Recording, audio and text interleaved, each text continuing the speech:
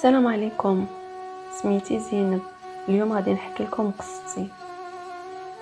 انا زينب، حنا 3 ديال الخوت، 2 بنات وولد. الحمد لله كل واحد فينا فين وصل المستوى الدراسي ديالو. انا خديت البكالوريا، كنت عواله باش نكمل ان شاء الله قرايتي وندخل لافاك.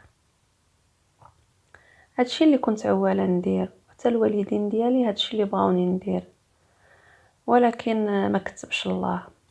المهم مشيت في الصيف باش نصيف عند اختي في كازا. الحي اللي ساكنه فيه مزيون، حي شعبي، الناس الله يعمرها سلعه.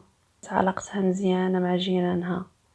واحد جارتهم الله يعمرها سلعه ظريفه، عندها ولدها خدام شيفور ديال الرموك.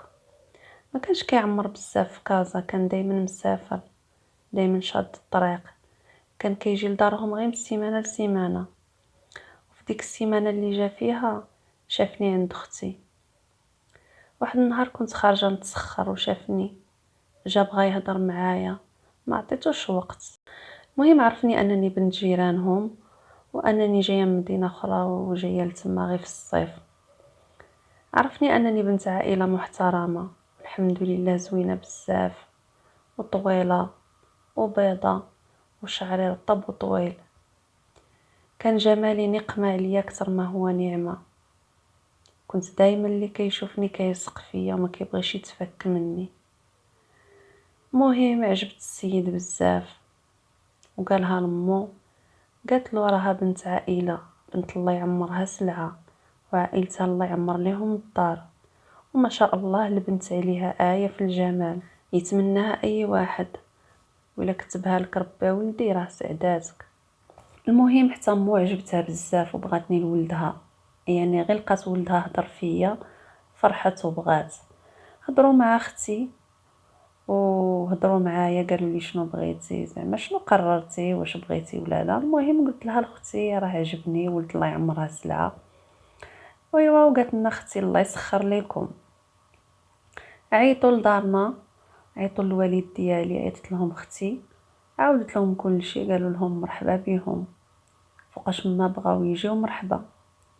ايوا مشينا انا واختي، سبقنا للدار، وجدنا المسائل كلها ديال الخطوبه، جاو خطبوني. مهم الوالده والوالد بغاو، عجبهم الولد وعجبتهم العائله. شرينا الخاتم ودرنا الخطوبه، ومن بعدها غير بشويه درنا العرس. يعني ما دوزناش فتره الخطوبه، ما كاملش شهر تقريبا درنا خطوبه ودرنا موراها عرس. يعني داز الحمد لله واحد العرس اللي مضخم، كبر بيا راجلي الله يكبر به، الله يعطيه الخير. فرحوا بيا، العائله كلها فرحت بيا، كل شيء المهم داز بخير وعلى خير والحمد لله. ما جا فين يخرج الصيف حتى كنت دارت العرس الحمد لله ورحت لداري. مهم في الاول رحت لدار راجلي. المهم تقريبا جلست معهم واحد عام، زاد لي وليد، كنت عايشه معهم مهم بخير وعلى خير والحمد لله.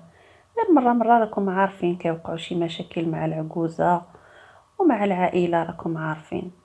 المهم بقيت ساكنه مع دارهم، وراجلي كيمشي ويجي ويسافر. واحد النهار قلت ليه علاش زعما ما ناخذوش حتى حنايا شي بريطمه نديروها كريدي، وتكون حتى حنا عندنا بريطمه ديالنا ولا دويره ديالنا، نكونوا عندنا حتى حنا الخصوصيه ديالنا. المهم راجلي من بعد تفكير، ومن بعد المهم شحال هو كيفكر وافق وبغى، وشرينا بريطمه صغيره على قد الحال. المهم ما بعدناش على داك الحي بزاف اللي كانوا فيه دارهم واختي، تقريبا غير حداهم. خدينا واحد البريطمه بالكريدي المهم، ومشيت لداري، رحلت ليها، فرحت بها بزاف. اول مره نحس براسي عندي داري وعندي خصوصياتي، وندير اللي بغيت ونفيق فوقاش ما بغيت. المهم ولدي وصل السن ديال 3 سنين وزياده، دخلته للروض، وراجلي كان دائما كيقول لي قبل ما يمشي ردي بالك من الناس، ما تخالطي حد، ما تصاحبيش مع البنات، بعدي على العيالات، وعندك تمشي تدخلي شي وحده لداري. كان كيقول لي دائما ردي البال، وانا كنقول له ما تخافش، انا راك عارفني بعقلي وراني حدوديه، ما غادي ندير حتى حاجه زعما اللي غادي تخاف منها. كان كيقول لي ردي بالك هاد الوقت راه خايبه، وكيقول لي نتينيه عندك كيديرها بك شي حد. كنت كنقول ليه ما تخافش عليا.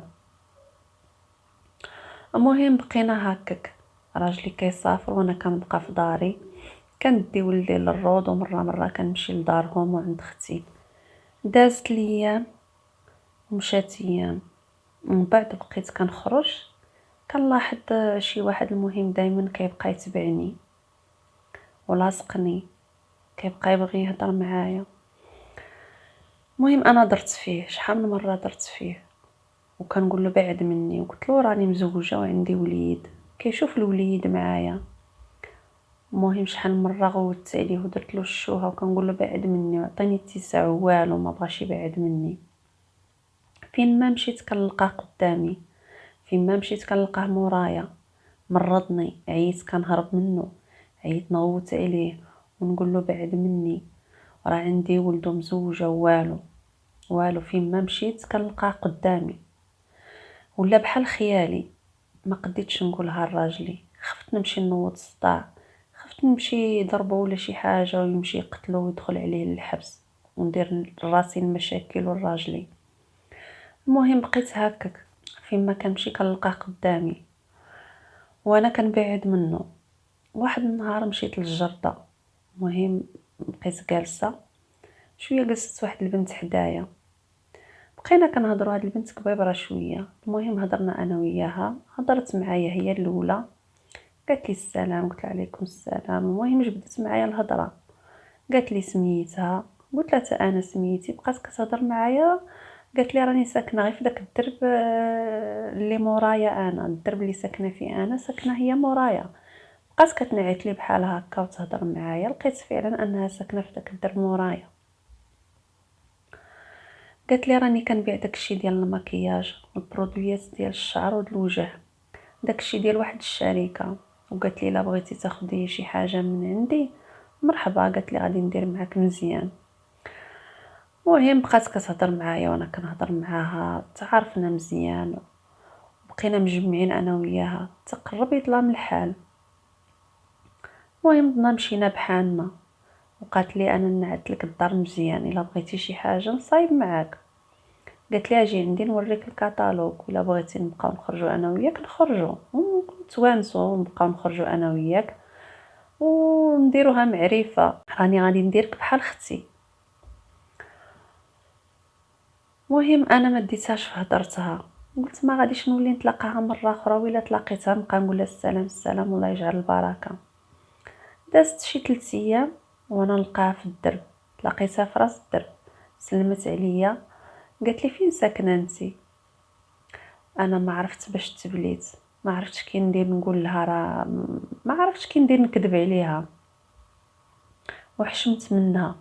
المهم نعت ليها الدار، قلت لها فين ساكنه فين ساكنه، قالت لي انا غادي نجيب لك الكتالوج. المهم مشات جابت لي الكتالوج، اختاريت شنو بغيت، وقالت لي واحد 3 ايام وانا نجيب لك السليعه ديالك. المهم دازت 3 ايام حتى كنلقى السيده كتدق عليا في الباب. دقات، سمعت الدقه، نحليت الباب، لقيت ديك السيده فعلا جابت لي السلعه ديالي. هاد السيده سميتها صفاء، قالت لي انا جبت لك السلعه ديالك. المهم دخلت وجبت ليها الفلوس، خلصتها، قلت لها دخلي نشربوا شي كويس داتاي. المهم دخلت جلست معايا، شربنا كويس داتاي وجمعنا. المهم ارتحيت لها الصراحه الله. قالت لي واش ما بغيتيش نخرجوا غدا، نخرجوا شويه نتسارى وندوروا شويه ونجلسوا شويه في الجريده، حنا قنطنا. المهم بقيت كنشوف فيها، قلت لها ان شاء الله. غد لي وصلت العشيه لقيتها كتدق عاوتاني عليا في الباب، وانا كنت لابسه حوايجي الصراحه، كنت باغا نخرج ولكن ما بغيتش تجي عندي للدار، كنت بغيت نخرج زعما قبل ما تجي عندي. المهم خرجنا وجلسنا في الجريده شويه مع، المهم ولدي كان معايا، ولدي كان كيلعب قدامي وحنا جالسين كنهضروا. المهم لعبت ولدي مزيان وجلسنا وهضرنا، بقينا على علاقه انا وياها مزيانه. كل نهار يومين كتجي لعندي وكنخرجوا انا وياها. واحد النهار المهم خرجنا جلسنا في الجريده وجينا راجعين بحالنا، قالت لي يلاه دوزي معايا تشربي معايا شي كاس ديال اتاي. قلت ليها لا والله ما نقدر. قالت لي لا لا والله تدوزي معايا ونشركو الطعام، ياك حتى انا دزت معاك ودخلت معاك لدارك، ويلا هي نتيا دوزي معايا وتشوفي داري ونشركو الملحه والطعام. وقالت لي وحنا صحابات ياك، علاش غادي تحشمي مني؟ حتى انا دارنا ما فيها حتى واحد، فيها غير واحد خويا والوالد ديالي والوالده ديالي. ايوا ما لقيت كيف ندير وما لقيت كيف ندير نتهرب منها، حشمت دخلت معاها. المهم يلا كيف جلسنا ولدي ناس لي في حجري، قالت لي حطيت وحدايا، وهي جابت لنا واحد الكاس ديال العصير. قالت لي انتي شربي كويس ديال العصير بردي به القلب مع كان الصيف. قالت لي وانا شويه غادي ندير واحد الكويس ديال اتاي. المهم شديت انا داك الكاس ديال العصير وكنت فعلا عطشانه، هبطت على داك الكاس ديال العصير ما حسيتش براسي حتى ضربتني الفيقه تقريبا 3 ديال الساعات والزياده وانا مغمى عليا، ما حساش براسي وما عارفاش راسي شنو وقع لي. انا ما حسيتش براسي، ما عرفتش راسي شنو وقع، حيت فقت لقيت راسي في حاله ما علم بها غير الله، مكرفصه، حوايجي محيدين وحدايا واحد. عرفتوا شكون داك الواحد اللي حدايا؟ عرفتوا شكون داك خينا؟ داك اللي لقيتو حدايا هو اللي كان دايما لاصقني وتابعني فين ما مشيت. بقيت كنغوت عليه وكنضرب في الحيوط وكنقول ليه شنو درتي لي، شنو وقع، شكون انت، وشنو درت لك باش دير فيا هاد الحاله؟ قلت له شكون انت وشكون هاد صفاء؟ قال لي صفاء هي اختي. قال لي راني درت لك خطه باش تجيبك لعندي، لانك رفضتيني، عييت نتبعك وعييت لاصقك باي طريقه باش نجيبك لعندي، ما بغيتيش تجيني بالخاطر، ولكن جبتك بزز عليك. وخلاص راكم عارفين شنو وقع. تكرفس عليا بالمعقول وقال لي راني صورتك ودرت لك فيديو، وقال لي لا هضرتي ولا قلتيها لشي حد راني مصورك في فيديو، غادي نشوهك وننشر لك الفيديوهات ديالك في الانترنت وجميع مواقع التواصل الاجتماعي، وغادي نفضحك وندير لك الشوهه. وراك ماشي قاصر ماشي اغتصبت، راك جيتي لعندي للدار بخاطر، ما غادي تدي مني والو وما غادي نخسر عليك والو، ما غادي تنيطي مني حتى حاجه. عرفتو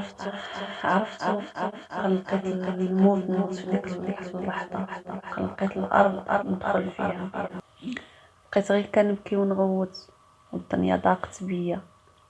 بعد ما كنت هانيه نزلت عليا كارثه، نزلت عليا صاعقه. راجلي كان دائما كيقول لي ما تثقي في حد، ولكن ما سمعتش الهضره، ثقت في وحده وضيعت لي حياتي. هزيت ولدي ومشيت بحالي لداري وانا محطمه، ما عرفتش شنو غادي ندير، ما عرفت لا نقدم ولا نوخر. بقيت تالفه ومنهاره غير كنبكي، الدنيا مظلامه في وجهي، ما كنقدر لا ناكل، ما كنقدر نهضر مع راجلي، ما كنقدر نضحك. راجلي لاحظ عليا انني تبدلت وغير جالسه بوحدي، وكل مره كيلقاني كنبكي قال لي مالكي شنو وقع لك؟ ما قدرتش في الاول نهضر، بقيت ساكته. بقى عليا مالكي كل مره كيقول لي مالك شنو كاين. واحد النهار ما حسيتش براسي تنفجرت عليه، بديت كنبكي ونعاود راجلي كل شيء. راجلي تصدم، بقى غير كيضرب في راسو مع الحيط، بقى غير كيغوت وضربني، بقى كيهرس، دخل في واحد الحاله هستيريه ما عندي ما نقول لكم. قال لي كنت كنوصيك، كنت كنقول لك بعدي على العيالات، بعدي على بنادم، ما ديريش الثقه، وانتي ما سمعتيش لهضرتي. مهم بدا غير كيهرس ويغوت، جاتو صدمه وعنده الحق. انا خليته، بقيت غير ساكته وكنشوف فيه. المهم حتى عيا بالتهرات والغوات وهو خرج، وانا بقيت في الدار هازه ولدي وكنبكي. لا يوريكم هادشي اللي شفتو، لا يوريكم هاد الحالة اللي عشتها. المهم بقيت في ديك الحالة حتاجة، وانا قلت ليه شنو قررتي يا ولد الناس، شنو واش نمشي بحالي؟ قال لي شدي ولدك وسيري لبيتك، ما بغيتش نشوفك. المهم دخلت للبيت وبقيت كنحاول نتجنبو، وحتى هو بقى كيحاول انه يتجنبني، ما بقاش قادر يشوف فيا وانا ما بقيتش قادره نشوف فيه. واخا انا ما عندي حتى ذنب في هادشي كله اللي وقع لي، راجلي بحال حملني الذنب، حملني المسؤوليه لهادشي اللي وقع. المهم بقينا هكاك حتى لواحد النهار جا راجلي وقلت ليه صافي يا ولد الناس، انا ما قداش نبقاو عايشين بحال هكا، ما قداش نعيش في هاد الوضعيه هادي، واحد ما قادر يشوف في الاخر، واحد ما حامل الثاني. قال لي حتى انا داكشي اللي بغيت نقول لك، ولكن ما لقيتش كي غادي ندير نقولها لك. واخا انا عارفك انتي ما عندك ذنب، ما درتيش هادشي بخاطرك، ولكن الهضره اللي ما كتسمعيهاش هي اللي وصلتك لهذا الشيء. كي قلت لكم بحال عاقبني وبحال حملني المسؤوليه ديال هذا الشيء اللي وقع. المهم هزيت ولدي وحوايجي ومشيت لدارنا، بقيت جالسه في دارنا، والام ديالي كل مره كتسول لي كتقول لي شنو وقع لكم بنتي، مالك مع راجلك، شنو كاين، عاودي لي. كنقول لها والو امي انت ما وقع والو، غير دابزنا حتى لواحد النهار. المهم ما قديتش نزيد نخبي على الوالده ديالي، عاودت ليها كل شيء. حتى هي مسكينه شبعت بكا، حتى هي مسكينه تصدمت وقالت لي شنو ذنبك بنيتي باش يدير لك هكا، باش يعاقبك بهذه الطريقه هذه ويصيفطك لداركم. قلت لها امي راه عنده الحق، راه حتى راجل ما يقدر يصبر على هذا الشيء، راه الله يحسن العوان، حتى راجل ما يقدر يتقبل هذا الامر هذا. ايوا بقيت جالسه في دارنا حتى لواحد النهار جاتني استدعاء ديال المحكمه ديال الطلاق. المهم مشيت للمحكمه ودرنا طلاق اتفاقي وطلقنا. كي تزوجنا دغيا طلقنا دغيا، داكشي يعني ما لقيتش فيه شي صعوبه، وما تغنينا ما دبزنا ما حتى حاجه، داكشي كنا متفقين عليه بهدوء، كل شيء هذاك هو كملناه بسرعه. عطاني حقوقي وعطاني كل شيء ديالي، وكل واحد مشى في طريقه، وكل واحد مشى يكمل حياته. المهم بقيت جالسه في دارنا، ما قديتش نعاود مره اخرى حياتي ونكملها مع شي راجل اخر، ولات عندي عقده من الرجال، هي والخطاب يجيو يخطبوا فيا والو. ما بغيتش نولي نتزوج مره اخرى ولا نولي ندير الثقه في شي راجل اخر. المهم حياتي توقفت، حياتي بسبب شماته، بسبب نزوه دمرت حياتي. ما قديتش نولي نكمل حياتي، وليت غير ناكل ونشرب والناس بحال جثة بلا روح. ما بقات عندي رغبة في حياة، ما بقات عندي هدف في الحياة، غير ولدي مسكين هو اللي خليني انني نبقى عايشة. كنشوف في عويناته ونولي نقول الله يخزيك الشيطان. كيجيوني لحظات الشيطان كيغلبني فيهم، كنبغي نمشي ننتحر ولا ندير شي حاجة، ولكن الحمد لله والشكر لله كنولي نرجع لعقلي، وليت عايشة وانا ميتة. وهذه هي حكايتي، حكاية اللي واقعية، فيها عبرة وفيها إفادة وفيها بزاف ديال الجروح. كنصح أي وحدة سواء بنت أو مرأة مزوجة، عمرك تثقي في بنت المرأة، عمرك ديري الثقة في شي وحدة ما عرفاهاش وتدخليها عليك لدارك ولا تدخلي لدارها. وفي النهاية كنقول أنا كنطلبوا من الله سبحانه وتعالى يسترنا ويستر وليداتنا يا ربي. ومع السلامة.